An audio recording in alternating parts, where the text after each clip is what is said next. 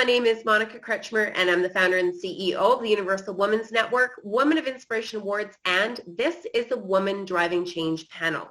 I'm with three incredible women from diverse industries today. We have such a treat for our panel. But before we begin, they are also our 100 Women of Inspiration, Women Driving Change co-contributors. So I'm really excited to actually see you all and be with you on this panel. The book just came out, and of course, #1 in 3 categories. So congratulations to each of you, and I'm looking forward to talking about that when we ask why is it so important for women to celebrate their successes, so we can all celebrate that together. So without further ado, I'd like to introduce Sandrine Leroy, who is the founder and CEO of ExpertMed Solutions Inc. We have Ruth Béchon, Quebec Business Women's Network, and Amélie Mongren, who is a fashion entrepreneur, AM360 Sphere Inc. So ladies, it is wonderful to have you. Thank you. Thank you. So women driving change, when the world stopped, ladies, women kept going, and women around the world were deeply impacted. As we emerged from the pandemic, the collective voices from women from diverse industries are the driving change that we need to rebuild our economy, bring hope to our communities, and to raise our families.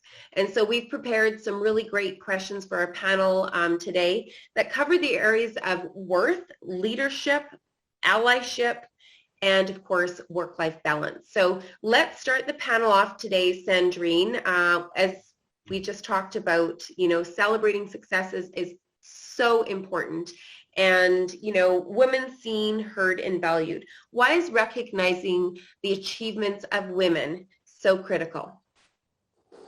Because we are pretty much creative, and I think we are hardworking girls and women, and so I think it's really important to recognize our work, and I think the women community, and Ruth will be able to tell you that for sure, increased a lot during the last 10 years maybe, or 15 years. And we are more and more women now to be able to deal with our own business and our own ideas. And I think it's really an amazing thing to do. And we have to promote this creativity and this work that we do. Well, thank you so much. I think it's important, of course, Ruth, from a woman that's leading a business women's network, the value of recognizing the voices of women. So why is it so critical? Well, first, it is so important to recognize their work, but the most important thing is to have them agree to be recognized. So I have to say that maybe for the last 3 or 4 years, it has been easier, but it's been very complicated. We have the Gala Prix Femmes d'Affaires du Québec since 21 years, and they just very often don't realize how important it is. It is, well, what is it going to give me? Or I don't want to shine too much. And it's kind of I'm not really a woman entrepreneur. I wait until what I have to see. But it is so important to recognize, identify. The woman has to, they really like to identify to attainable women. They have to be inspired, but being inspired with too far models, it's not working. So we have the young, they want to be inspired by somebody that will inspire them as in age or in the sectors. And what it gives to them, they don't know what it gives to them, but it's really incredible. First, they gain in credibility so much. So some came to me and say, well, they've recognized that we're really the owner of this business. They thought that it was a share name or a front or something like this, and they are approached by all medias they go on a panel. So suddenly they become visible and they really like it. So they go, we see them, they apply for the small category, and then we see them growing, and it's very, very, very important to recognize. And more we go, more important it is. And I think you said something so important that I think everybody struggles with, that is so relatable, Ruth, is the fact that it is hard to step into the spotlight because we feel that we're just, our egos are out to show, that we're not doing it for the right really reasons. But this is the important thing. If I don't know what the work you're doing, or we can't promote the work of women-owned businesses, how are we going to support them? How do we ever support them? It's essential. And then for our future leaders, they have role models to look up to.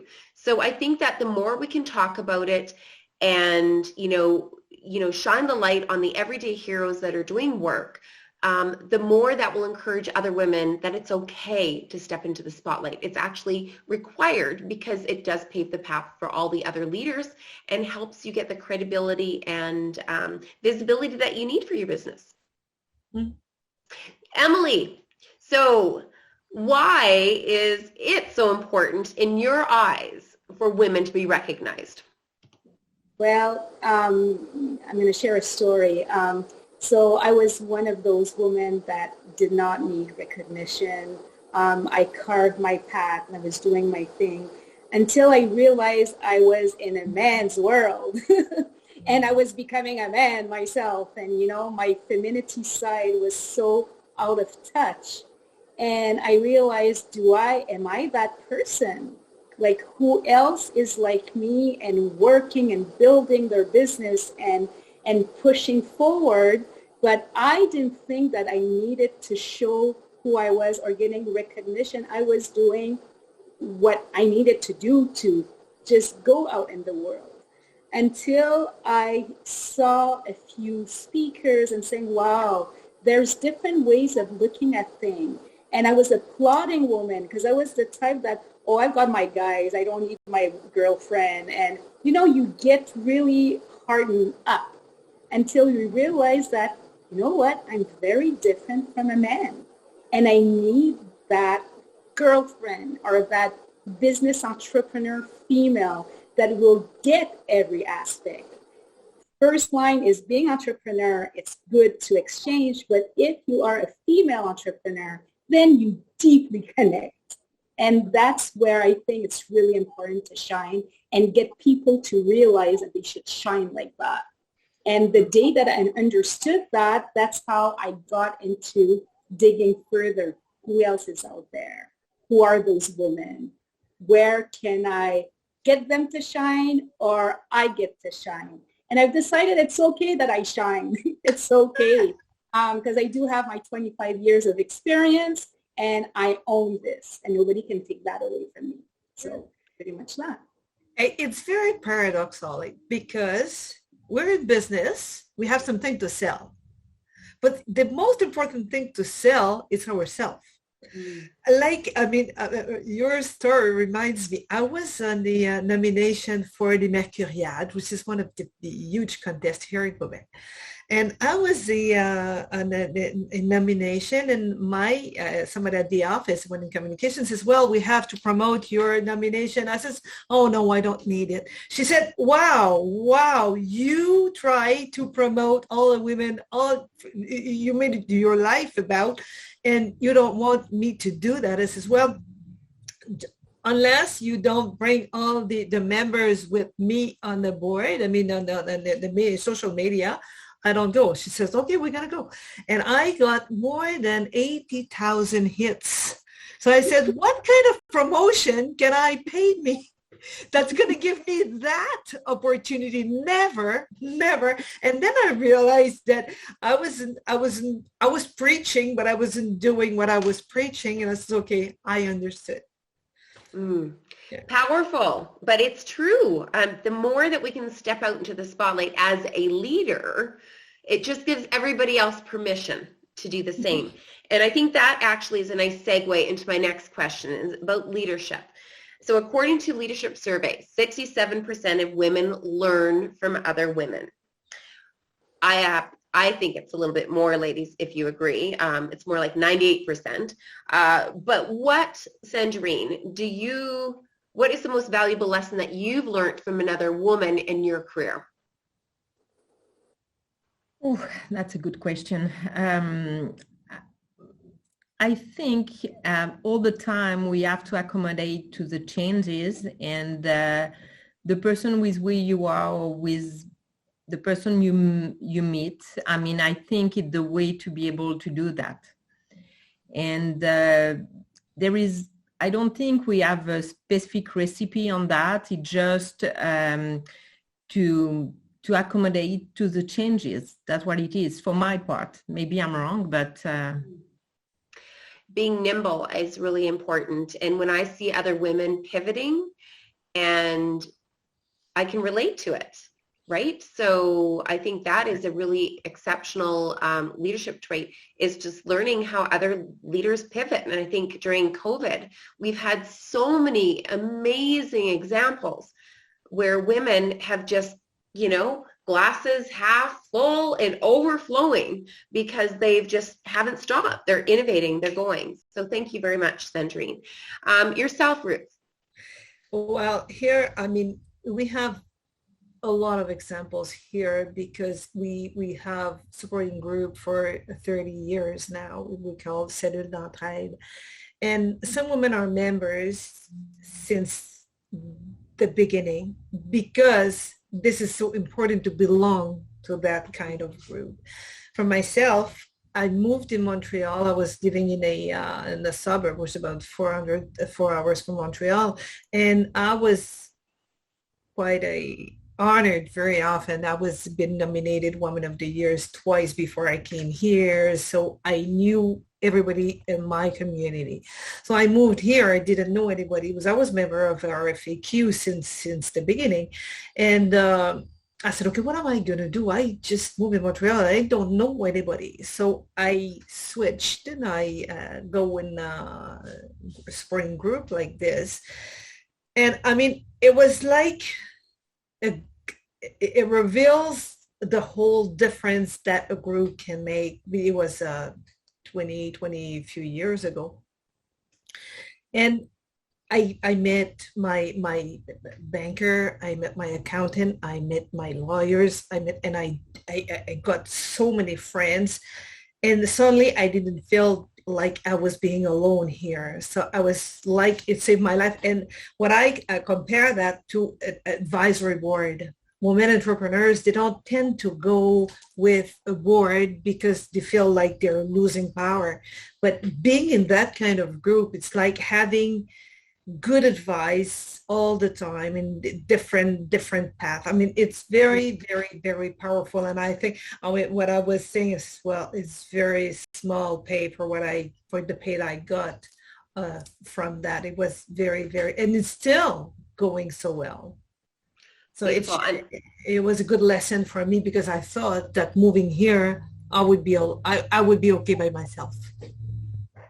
Power in numbers, and I have to agree with you. It is the hardest thing, and I think we could talk about asking for help too, and why that's a barrier, because I think that's kind of a barrier to, we want to do it all alone. We're okay. We don't want to show that we have, holes in our, shoes, or that's not the right analogy, but there's gaps, or that we don't know all the answers, right? So asking for help is really hard. So, but once we learn how to ask for help and bring those, people on with that expertise, the road opens up for us like a highway, right? No speed limit. I mean, you saw the difference. I mean, just in a part, you saw the difference when the pandemic starts. I mean, you had so many women called saying, what am I going to do with my network? I just don't know enough people to get in, to stay in business. It was quite dramatic. Well, I can definitely say without a word of doubt that I think networks are really important. To know that you're not alone is super, super key. Amelie, so what sort of leadership have you learned from other women that have helped you on your career? There's so much of it, right?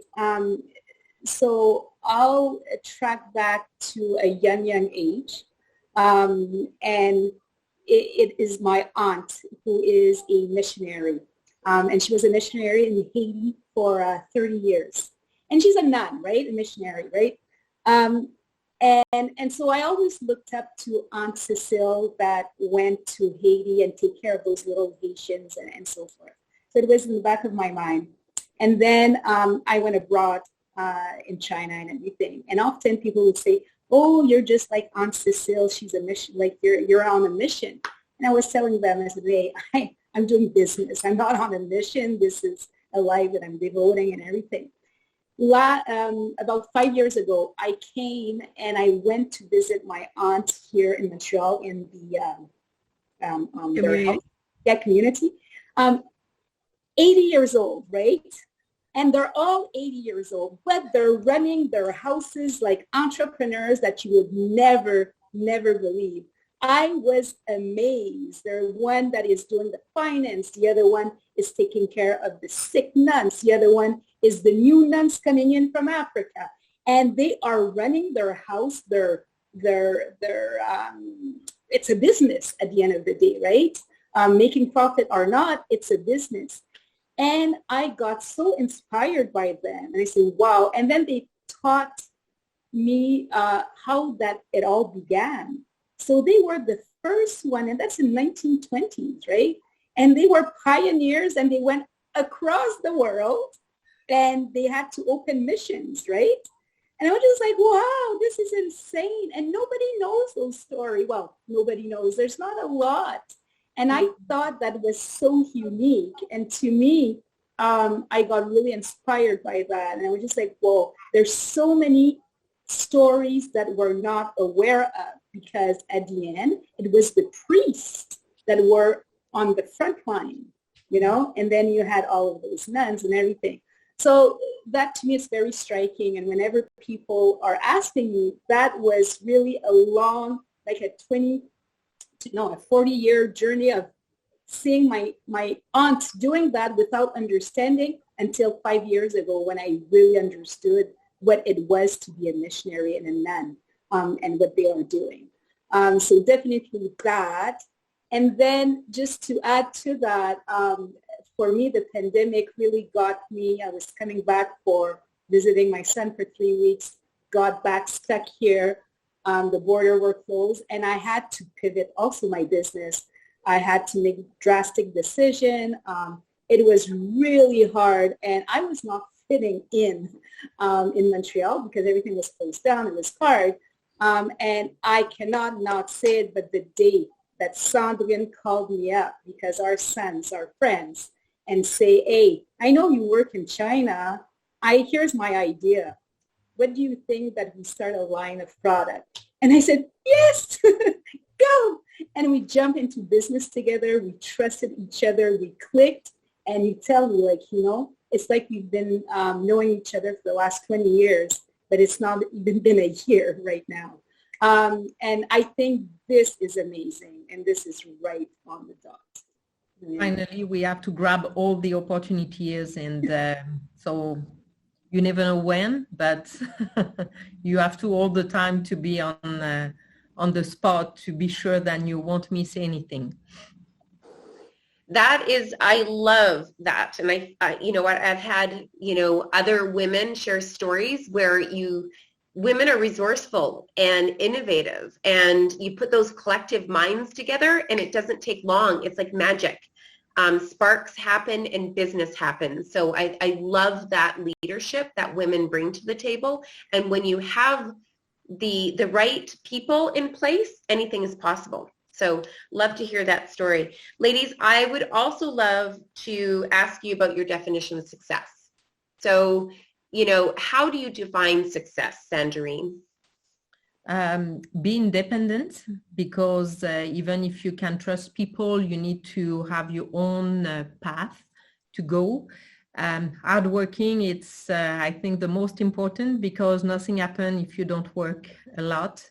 And be determined and follow your goals all the time. That's the point that I would like to mention for that, because I think without this three or four definition, you can't go away. You can target your goals. Mm-hmm. And we're just coming on to goal setting season in October for, the following year. It's my favorite time of year.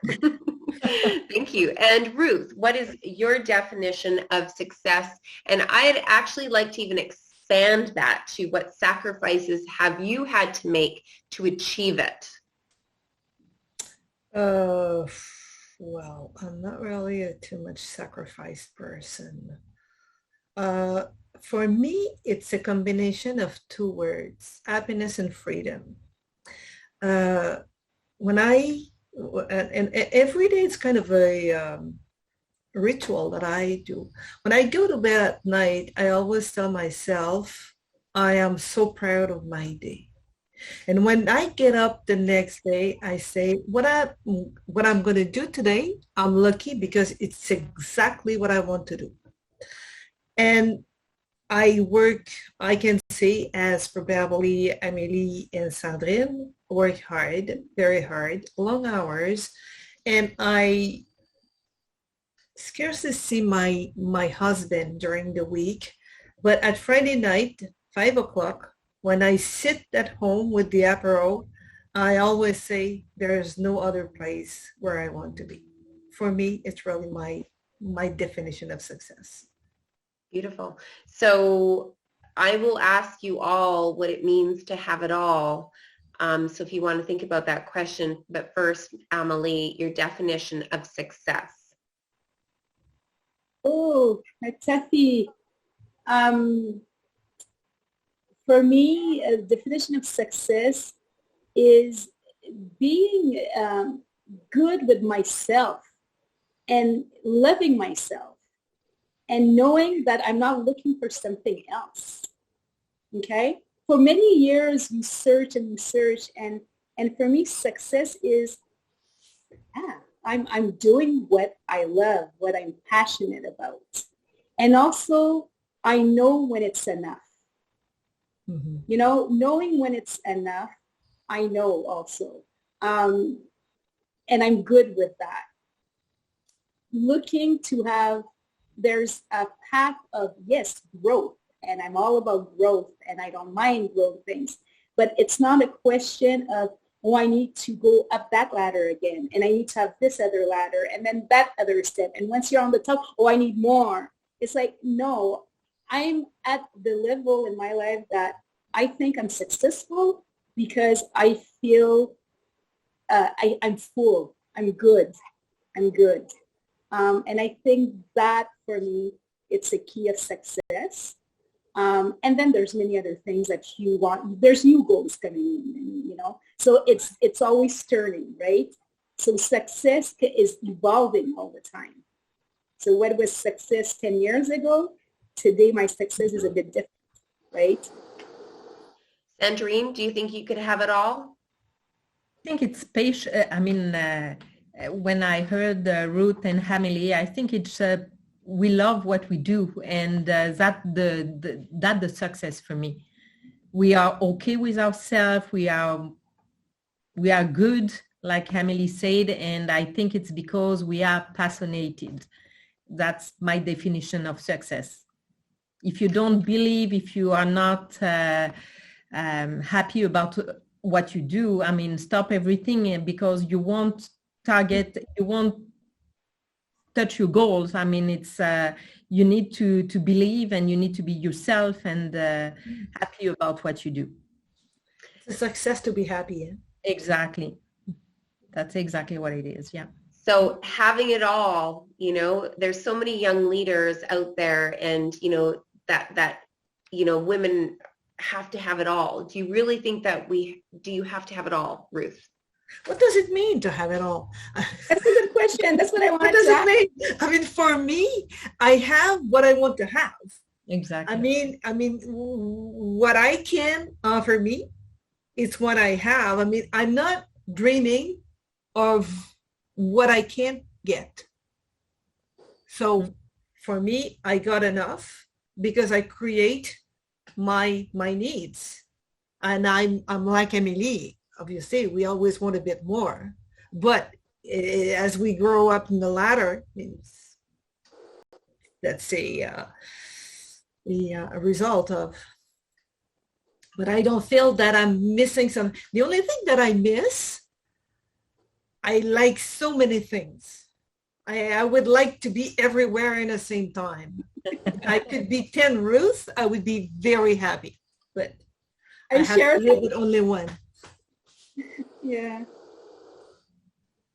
So one thing that that's been very consistent with all of the panels, ladies, is that everybody has their definition of success. Mm-hmm. And to each and every woman that their voice represents, having it all means something different to everyone, right? Mm-hmm. So it depends on your time, your time of life, and your journey, your leadership journey. So it's so personal. Having it all is very personal.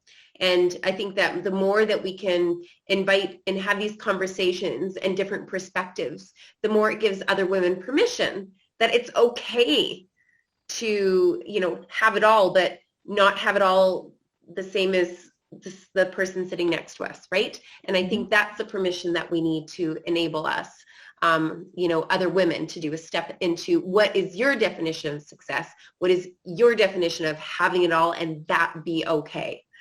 Right? So important. But thank you for sharing your feedback. I want to talk a little bit about the support network. And, we talk about women driving change, and there, is so many things that we need to do, but our allies play a critical role at home and in the workplace. So why is it important for men to be part of that conversation, Sandrine? Because you have to exchange. I mean, when you are an entrepreneur, you are by yourself. You need to make your own decision with the impact, and sometimes you don't know what's going on. So I think it's really important for me to share, to be able to make the right decision. So even with my team, even with my family, I think it's my best recipe to make the right decision on time. Beautiful. And Ruth, how about yourself? That's very funny because my life is women. Okay, I have the networks about 2,000 women. It was a private company that we moved to a nonprofit organization a few years ago, and that was the time. And we become protectors of our sector. And when we created the board, I wanted to have men on board, and members were saying, "What are you doing? It's a woman network, so we don't need to have men on board." I says, "Yeah, well, just we need it." So, and more we need. I mean, we had 2 out of 9, and then now we have 3, and we just we created a measure that within the 2 or 3 years will be at parity. And it is very important. It brings a different breath to the network. They teach us so many things, and as we do for them too. And it is very, very, in my opinion, it's very important. We're 50-50. And we also, with the pandemic, I'm part of an alliance, a new alliance, which is Féminisation of Leadership.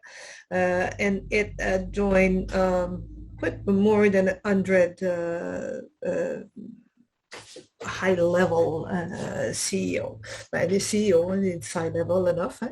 And we feel that we really need to update the conversation to a part that where we are and share it together. So we need them as they need us, and we both do great things. No, I couldn't agree more. Well said. Well said, Ruth. Amelie, how about yourself? Yeah, I will echo what I'm hearing here. But the most, so I've been on a few sites where, I talked about Entrepreneur Organization, which is a men-driven organization. And I am seldom one of the only women among a group of entrepreneur men and whatsoever. And for the last 5 to 6 years, they've been trying to drive women entrepreneurs to go into the organization. And there's a big struggle. I think we're at 12%, right? And it's a good hooray for the organization right now, because when I joined, we were at 5%. So having said that, I heard so many things about, women coming in. It was almost like boys club and everything. And it turned and it changed. And I'm proud to be part of that organization because I saw some change. But if I flip that to what we are doing, and the reason that it took me so many years to define myself with a women's group is that I am not a feminist to the T, that it's only about the woman and all of that. I believe in the two sexes because we are fundamentally different and we feed each other with things. We need men as men needs women. And that, I don't see that changing. And that's what we have to embrace. And to me, you can have clashes of characters. Does that mean it's clashes of the sexes, right? So to me, it's important to balance that. It's not because a bad apple means that all men's are bad or all women's are bitch. Like, you know what I mean? So to me, it's like, yeah, let's bring them together and we need the support. So I really like that, the support her. I think this is really the key because it should be, I believe in the yin and the yang. So there's good and bad and good. So in women's organization, we need men, and in men's organization, we need women. So to me, it's a given. It's just hard to get this pass through the threshold often, right?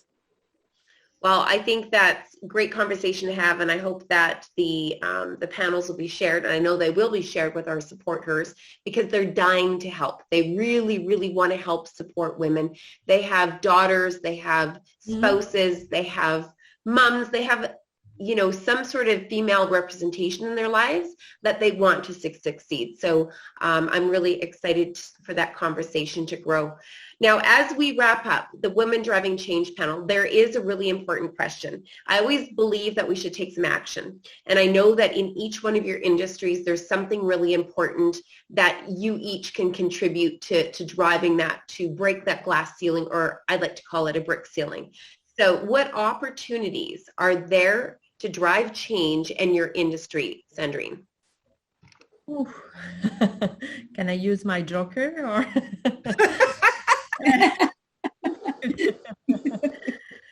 Let me think. I think I'm going to use my joker.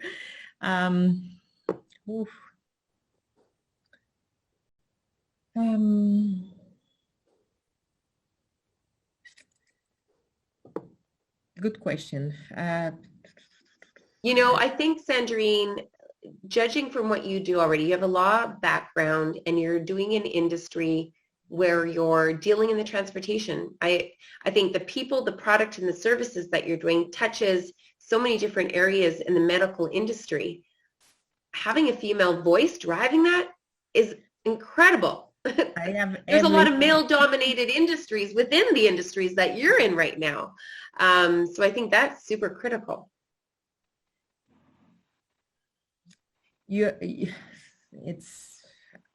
To be honest, I won't be able to answer right away like that. I prefer listening to my colleague first and to give you an answer after. Maybe I will have more inspiration after that because it's a big, huge question. And it's a very big question, and we're going to come back to you on that. Ruth, how do you see driving change in your industry?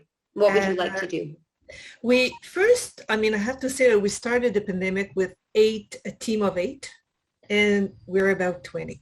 We'll be 20 in a couple of weeks. It sounds like our vision had been programmed and prepared for these big changes that we have to lead in 21, 22.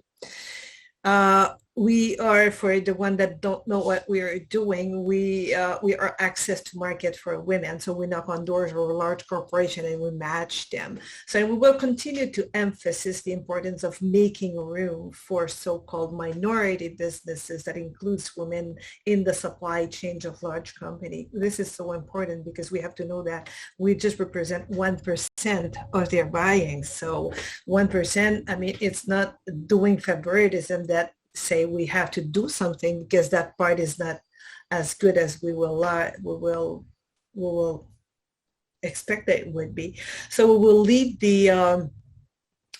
will still lead and support the large corporation, and they have to switch also in these new values, which is the ESG, for a more inclusive supply chain. So we have to help them. I think that what I have to say, we will keep on doing what we were doing because we've been so privileged to have that vision 10 years ago. I mean, it's like we've been prepared for what's going on today. I mean, the seed we've sown have prepared us for these big change, and both large corporation and women entrepreneurs are both benefiting now from the situation. So we will just re-emphasize all the time what we're doing. I think that we're starting to do it quite well. Well, and I actually see exactly what you're doing because I think like in our scenario, all of a sudden COVID has shone the light on the inequalities and the need for supporting women-owned businesses and visible minorities, and the need for companies to really look at their vendor lists and say, hey, do we have opportunities? Can we make the small tweak? And it's not only large companies. I think every single company can look at their vendor list and make those small changes, open up the conversation. It doesn't take a large organization to do it. It can start with the small ones. And I think that you're right. We do have to drive change there, and that's where everybody can play a role. So I love that, Ruth. I'm with you there 1,000%. Emily, how about yourself? Driving change. So textile garments is a huge market. Where I want to drive change, and including our women network here, there's too many concepts that people think, oh, fashion designers are bubbleheads, or it's not a real profession, or, you know, so the business of fashion is a hard one, even though it's driven by a lot of men, right? So often you have on the front line the beautiful what's going on but the back end and who runs things are, it's very masculine. But if we change a bit of what's going on and underneath, because there is so many people that needs to sew those garments, that are manager of production line, that are taking care of the fabric and how to weave it and so forth, that this is around the world the key to bring money home, because they have to go and work at the sewing factory to feed their children. And even though that everybody knows about it and see those big documentary, they don't think it's real, and there's a job behind everything. So sensibility of saying that you will always be dressed. Never will be a day that we will be walking naked. So the garment industry will always be there unless we become robots and we are iron steel people. It's going to be an industry that is there. So what can we do for the good? So there's a lot to be done. And a lot of those initiatives are woman-driven, okay? When it comes to recycled fibers, what can you do about the environment, the recycling system? All of those ideas are driven by women. But just because it's a subject that is sensitive, and also saying, oh, there's too much money that needs to be put in, it's still being ignored.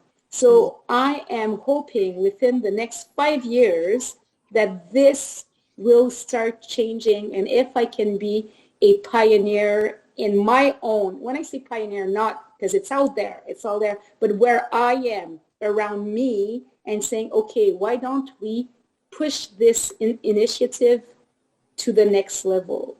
And let's go and see who are behind all of the recycling, textile, and what brings it into a circular economy. And let's celebrate that, right? So there's a lot to be done. It's a big job, but hey, why not? I love big visions. And now you've just made that vision even bigger because you're now broadcasting it to all of the listeners that can help bring that vision to life. So that's beautiful. I love it. Sandrine, back to you. Actually, yeah, the medical field is a big problem actually in the province of Quebec. I mean, everywhere, but in the province of Quebec, actually, we have a lot of goals, and it's a real and actual subject now. Driving changes, and I know in the medical field we have a lot of women who work, like a lot of nurses, and but we have a lot of doctors too, now more and more women, to be honest with you. However, the decision makers are just men most of the time, and I think we have to change a couple of things regarding the system that we have now, because I think we don't listen to women enough because they are on the floor all the time, and sometimes it will be great to have a more opening earrings, I can say. I don't know if I can say that, but we have to listen to more to be able to change a lot of things in this field, because it's the field, I mean, the medical field change all the time, but we use the same tools to build the future. So I think it's not the right solution for the moment. So yes, I have a lot of ideas, but for the moment, I mean, it's a big challenge for the province of Quebec. So just keeping the opportunity and the visibility and the conversation going, I think, is going to drive that change, to see females in leadership roles in all of the underrepresented industries, I think, because women do make change. They bring so much talent to the table. So I think that conversations like we're doing right now with you each from diverse industries, that is how we start. We start by taking action.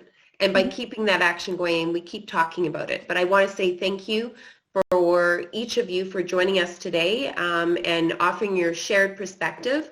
And I want to say I'm extremely proud to be standing beside each of you and the Woman of Inspiration, Woman Driving Change book. Your stories for a read of your career paths and your journeys is awe-inspiring. And I look forward to the epic journey ahead where we're going to make change, and we will do this together. So thank you so much, ladies, and I look forward to the epic journey ahead. Thank you for having us. It was a pleasure.